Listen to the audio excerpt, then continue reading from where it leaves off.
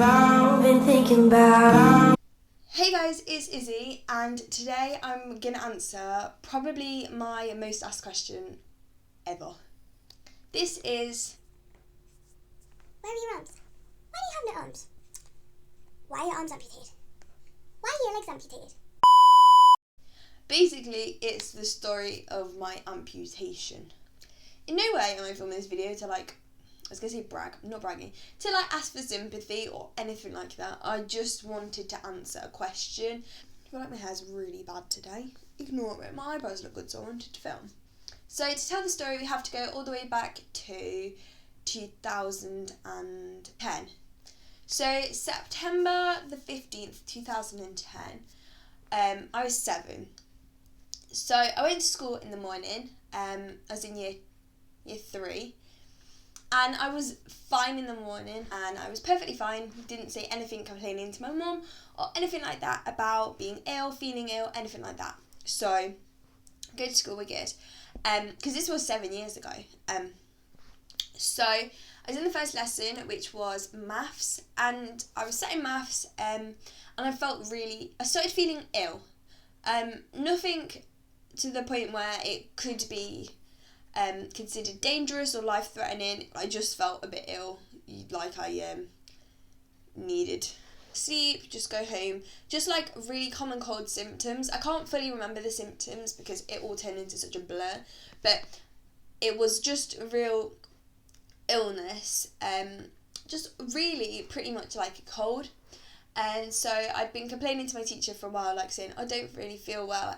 So just before assembly, I got sent home, and they were all kind of see you tomorrow, because everyone just thought it was a bit of a rundown cold kind of thing. So my mum came and picked me up, and I went home, and I basically just lay on the sofa and watched TV the rest of the day. Then I started getting worse throughout the day, and it got pretty bad towards the time I was going to bed. I can't really remember what happened throughout the day. Like I say, this was quite a while ago, and a lot of it is a blur, so I'm not going into super mad detail here. So at the evening, I had a bath, and I started getting sickness and diarrhea symptoms as well. And I think I was cold and kind of feverish, and so I had a bath, and my parents were noticed that I had a bruise on my neck, and it was in a really weird position. They were like, how have you bruised your neck? And I was like, I don't know how, I didn't really understand why I'd got a bruise on my neck, but it was there. And so they were like, okay. So I went to bed, again, still super ill.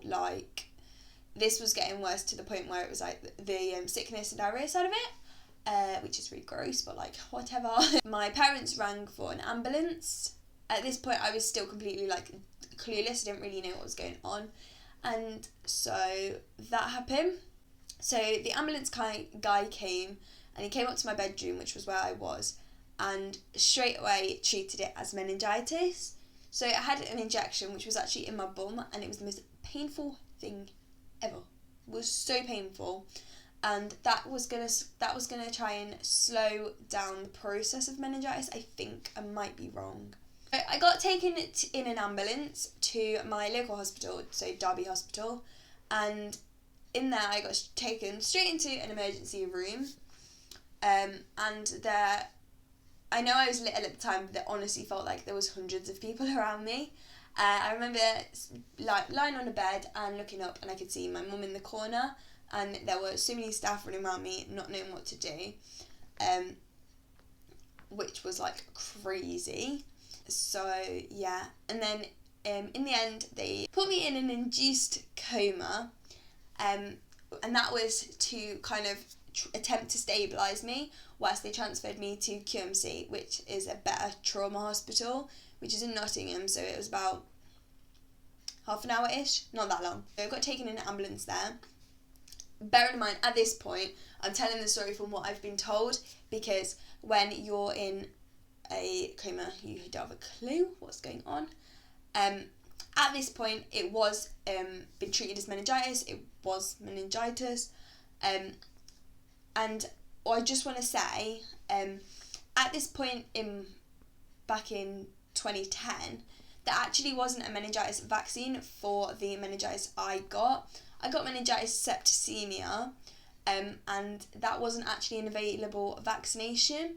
It recently, in the last couple of years, has come in vaccination in the UK that is given to all children. It's still not given to anyone, so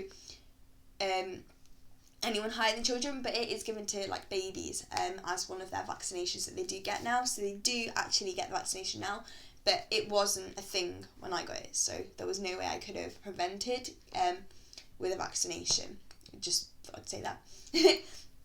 So getting transferred between Derby and Nottingham, my heart actually stopped on the way, so it was very stressful, I think, for them.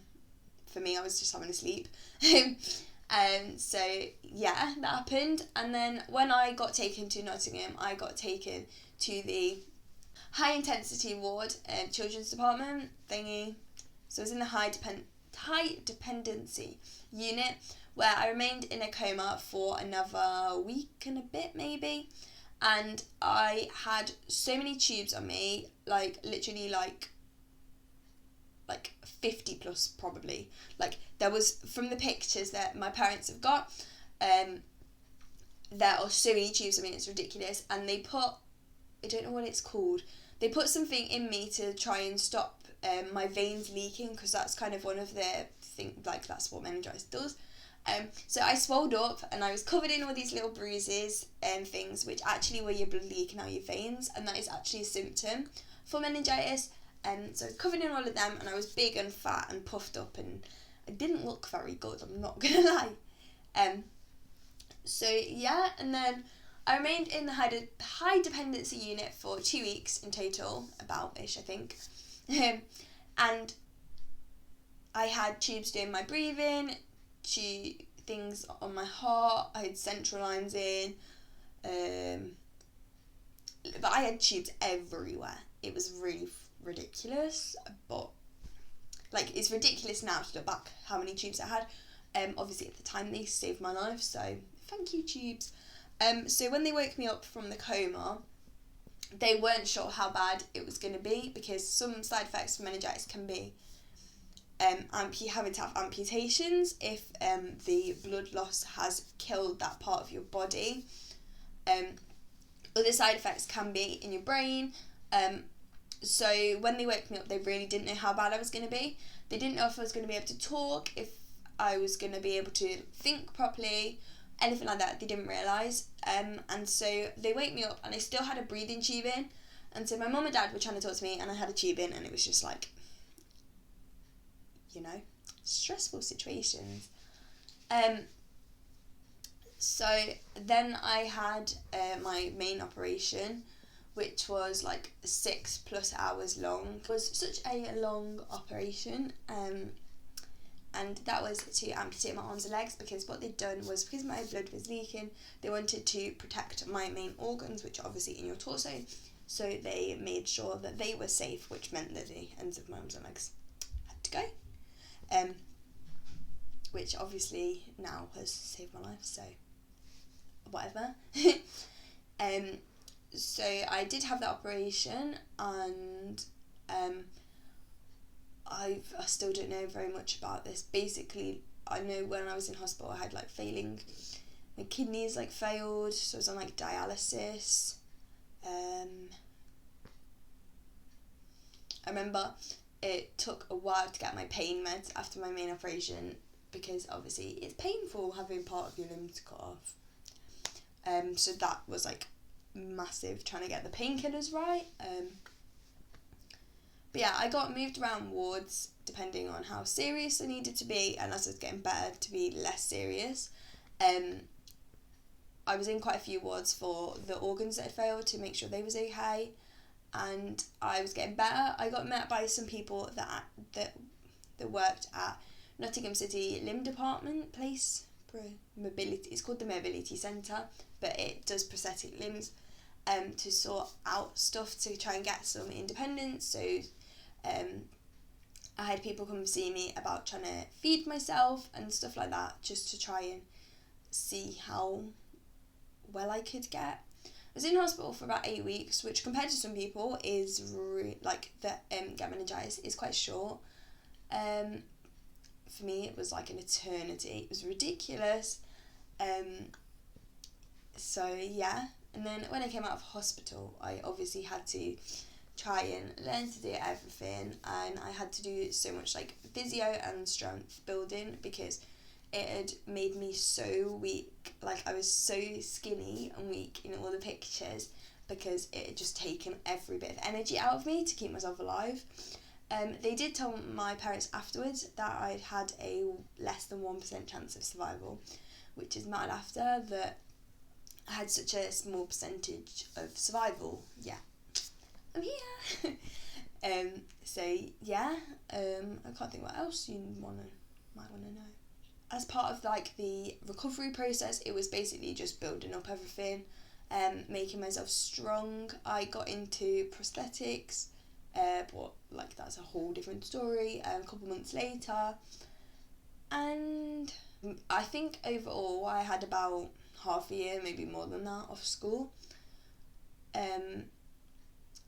And then when I even went back to school, I was having to have half days because the school couldn't support me for a bit, and then they got like teacher assistants and stuff like that in to help me. So I was doing half days at first, and then I went back to doing full days. And yeah, so I actually did miss so much school, which is it's crazy saying now, like, how much school I did miss. Anyway guys, thank you so much for watching. If you do have any other questions you do want to know, then pop them in the comments and I'll make a part 2 kind of thing answering your questions. Also, make sure to look at my Instagram because I feel like my Instagram gives you a much more visual view of my life and what I get up to. I've started using Instagram stories more, so if I do anything exciting, it's always on my Instagram story, if I haven't vlogged it, that is.